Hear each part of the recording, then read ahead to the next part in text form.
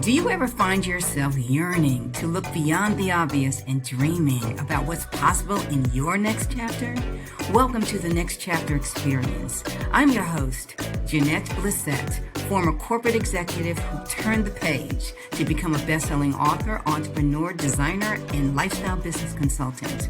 Episodes feature me and a kaleidoscope of guests who share their journeys with wit, candor, and humor, breathing life into real talks about things that matter most. I believe we all have a fire burning within us, waiting to be unleashed and shared with the world. It may just be a matter of time. So let's get together, turn the page, and get this adventure started.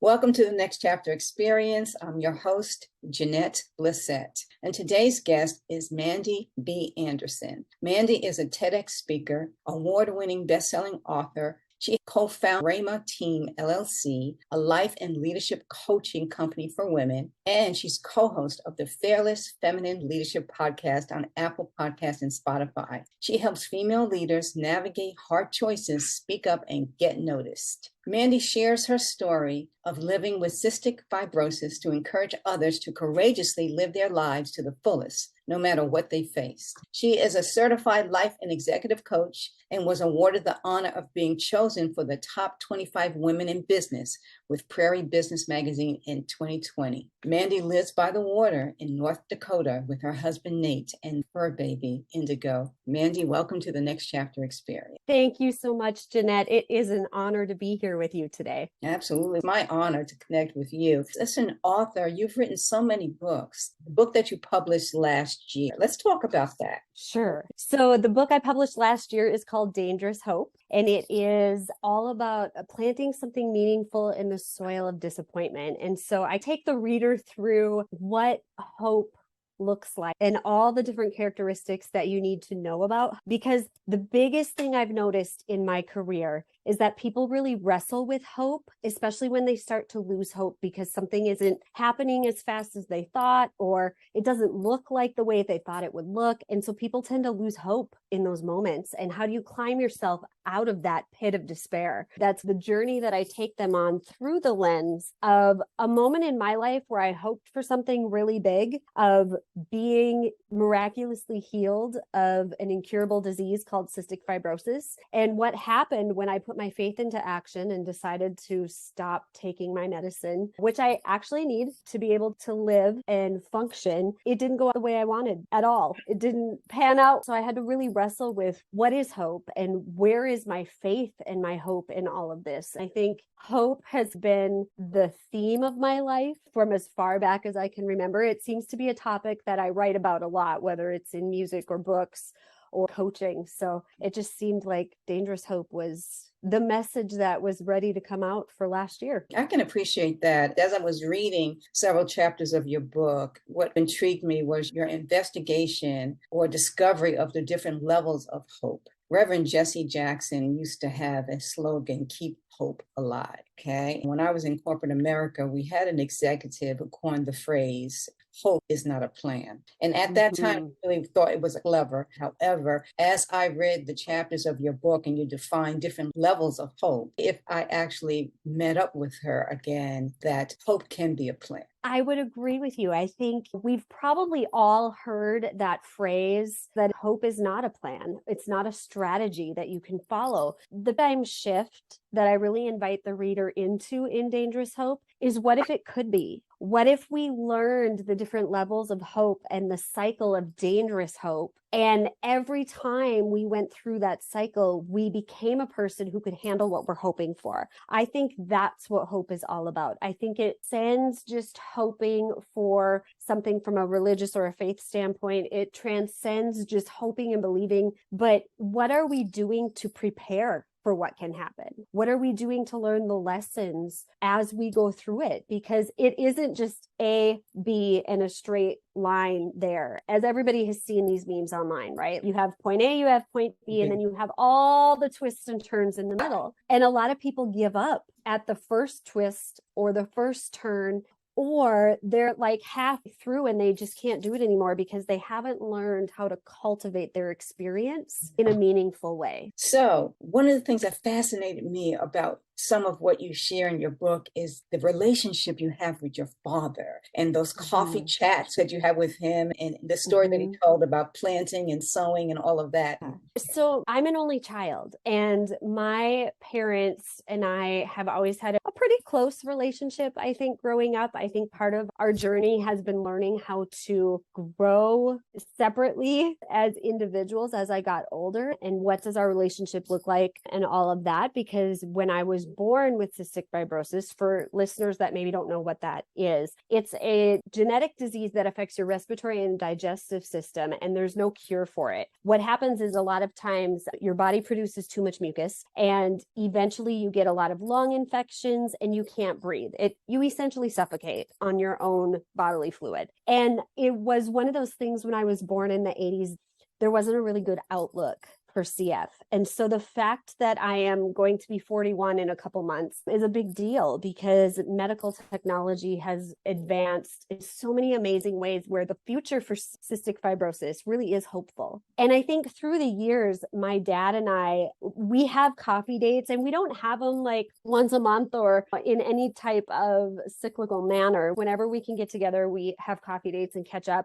And these have become some of my favorite things with my dad, because we have really deep conversations. And several years ago, I'm one of those people, I am a woman of faith. I can be quirky. I feel like I have very vivid dreams where I feel like God is speaking to me sometimes. And I was journaling one morning and just having some prayer time. And I felt as though God was telling me to ask my dad about the process of planting and reaping and harvesting and sowing and all of that. And I thought it was weird, because my dad was a farmer when I was a kid, but he hasn't been a farmer or hadn't been a farmer for decades at that point in time. And I just let it go. And then it kept coming back. And so I had coffee with him, and I brought my journal, and I told him that I am supposed to ask you about the process of planting. Like, I'm supposed to glean some sort of wisdom from you about your experience as a farmer and what you know about planting something and harvesting and what that process is like. And we ended up having a 2-hour conversation where I took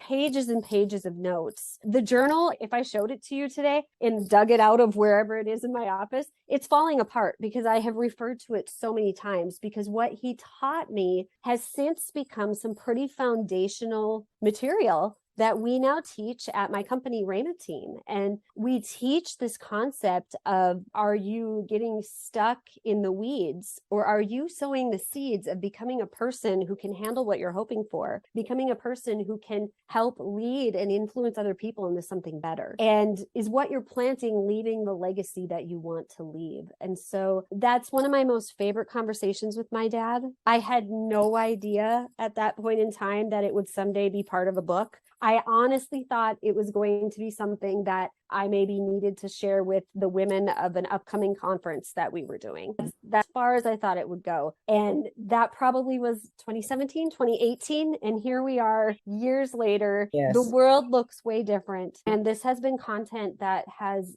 given a lot of people a lot of hope, actually. I can understand it. I think one of the parallels you use in the book is you say that the art of planting is perhaps one of the simplest forms of dangerous hope. The art of planting. I thought that was quite incredible, to take the actual experiences that you've had. And if we rewind that and talk about the time when your father was farming, you talked about that and how orderly everything was. But the thing that your father shared with you about the importance of the mulch, I thought that was very interesting as well. You want to share a little bit of that? Yeah. So mulch is actually a really important process of the farming process, because that is where you work the organic matter into the ground, and it can really make your field more rich. And so my dad was talking, and he said the mulch of life is things like discouragement and your mistakes. And if you don't risk going through life and going through those things, you will miss that mulch. And so I think throughout the book, I tell the story of what I went through. And then I work that mulch into the ground, into the chapters, because that's how we grow as human beings, right? A lot of people, and especially in the coaching industry, maybe you've experienced this, Jeanette, where people want to focus so much on mindset that they fall into this toxic positivity thinking, where they are refusing to acknowledge the hard things because they only want to focus on what's positive. And while there might be some benefit to that, and there definitely can be, we miss working the mulch into the ground when we only focus on the positive. Thank you for that. Thank you for that. We have to be able to go through it. Thank you for that, because I'm one of the mindset people. And I started with working on my own mindset. And as I was massaging that over time, I began to realize that it's everything. Your perspective and how you look at things is what you have to make sure that what you're looking at is true to you and or is something that you accept for what it is. So I have been saying it is what it is. That's the reality of it. I was talking to this one woman and she was wailing about what's going on in the world globally and everything. I said, we have a couple choices. We can dig a hole and jump in, or we can remain optimistic and hopeful. So you have a choice.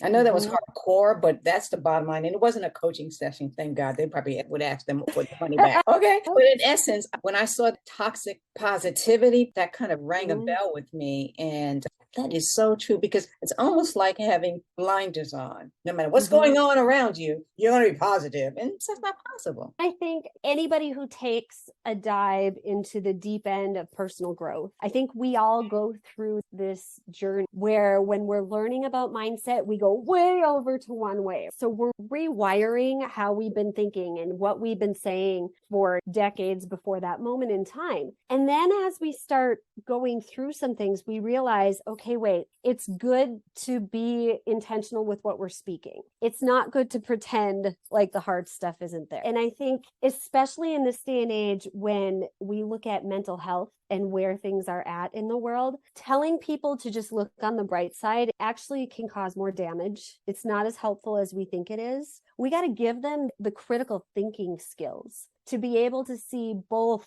okay, the reality of where they're at, how are they growing through this? What do we wish would have happened? What can happen now? What might still be possible? What do you want to do with what you were hoping for? I think we have to be willing to look at all aspects of those questions and not put any shame or guilt on ourselves if we wake up one morning and we just see a lot of doom and gloom. I have to be careful with that because my personality can really go towards, oh, let's just stay positive. But I've learned that you only can work the mulch into your ground when you're willing to look at the hard stuff and admit, hey, maybe I made a mistake. Maybe I shouldn't have done that. Maybe there's more to this story. And because I went through it now, yeah, there might be trauma and that might not be great, but I see a different angle now. So what is that preparing me for in the future? And I think the more we can ask ourselves that, the better off we are going to be and the more we can help other people. No, I see that. I see that. And something that you bring out in your book is that there's some hard questions that come out of what you're experiencing as you go through the different stages. But you do say that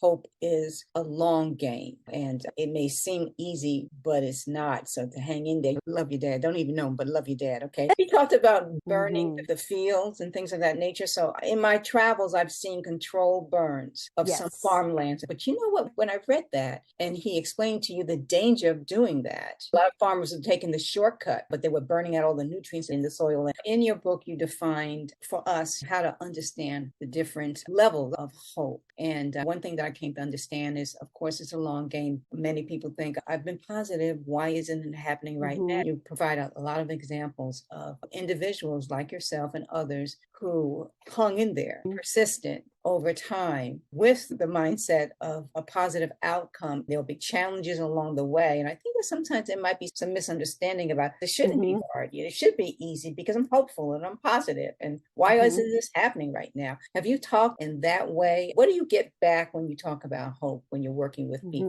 Absolutely. I think when you are talking with people about this process and the cycle of dangerous hope, as a coach, you have to know where they're at in their ability to handle hard questions because not everybody is ready for them right away. So the job of a coach is to baby step them into being ready for those deeper questions. I always think the questions that I ask are simple because I've had to ask them of myself first. So I've asked them of myself and I have moved along in the journey where I forget what it's like for somebody when it's the first time they've thought of this. And so I often hear clients say, oh gosh, you ask such hard questions. And it's because a lot of times human nature is to not ask ourselves questions or other people. We want to talk. We don't want to ask questions. And so really when I work with a client, whether it's in a one-on-one or in a group session, one of my favorite things to do is to have them take out a pen and paper and give them space to actually write the question down. And because I love music, I will often in a group setting have a song picked out that I can play in the background because people don't like feeling awkward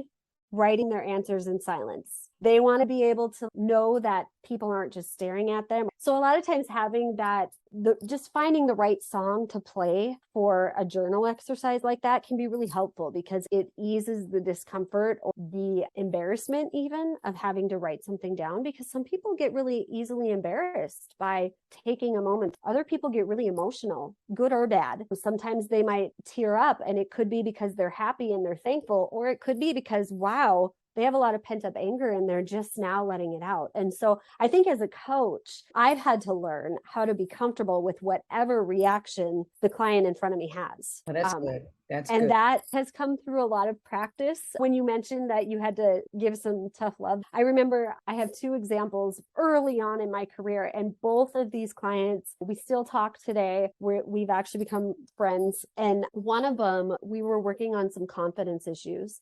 And I showed a picture of her from an event of ours, and it brought forth a negative reaction that she actually started yelling in the session. She wasn't yelling at me. She was just that worked up about the feelings that she had. And I remember walking out of that session and I told my business partner, I'm like, I'm not sure she's going to stay a client anymore. And the next week she came back. Everything was fine. We had a good conversation about it. She was actually really thankful for the hard questions that I asked during that time. But I was proud of myself because I was like, I didn't cry. Like I had this person in front of me who was very worked up about her feelings, to the point where her voice was to a level that could be construed as yelling. And I just stayed focused and challenged her, gave her some love, and let her know her feelings were totally justified and let her figure out what she wanted to do with it. I didn't take it on as myself. And sometimes coaches can take on, oh my gosh, they reacted that way, I must have done something wrong. A lot of times it's what they're feeling in that moment. I wonder what it was that kind of triggered her. Yeah, it was a lot of things that she had been working on through the years. To this day, we laugh about it, and she totally doesn't mind that I share that. So if she's in the audience, she will get up and tell her side of it and what it felt like for her. She is a coach herself. So I think for her journey, that was really an important moment. I think this might have been the same year. I had another client who came in, and the majority of the session, she was complaining about something. And to the point where I couldn't even really coach her on anything because she just wanted to verbally process, and everything came out negative. And by the end of the session, I said, our time is up and all you've done is complain. She stopped and she was like, whoa. She has told me several times since then, that was a turning point for me because I didn't realize I was doing that. And it helped me think more about what am I saying and what actually needs to be said so I can fix it versus am I just sitting here stewing? So I think as coaches, we need to learn how to do that. And when it comes to hope, not everybody is ready to go through the hard questions of different levels of the cycle of dangerous hope. I would agree with that. What chapter in your book, I think it was chapter 4 or 5, the song that popped into my head was the song, I Get Knocked Down, But I Get Up Again. Yes.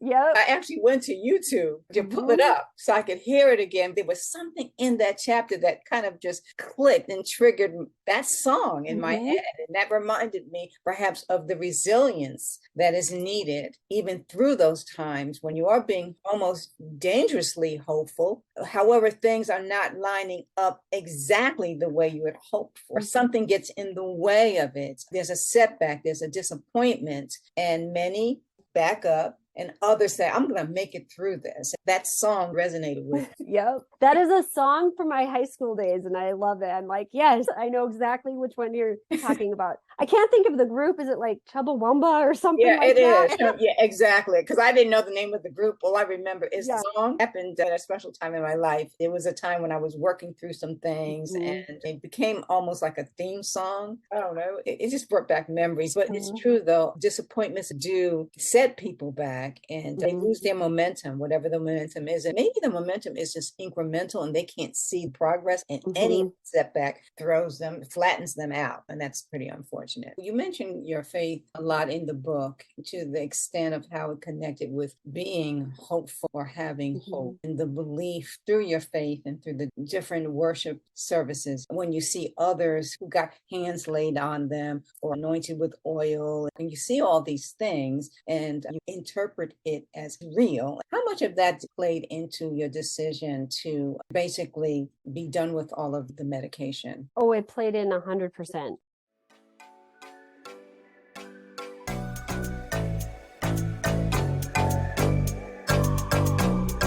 Thank you for tuning in to this episode of the Next Chapter Experience. If you have already subscribed, rated, and left a review, or shared this podcast with a friend, many, many thanks. For questions, comments, or feedback, reach out to me at Jeanette Blissett at nextchapterexperience.com.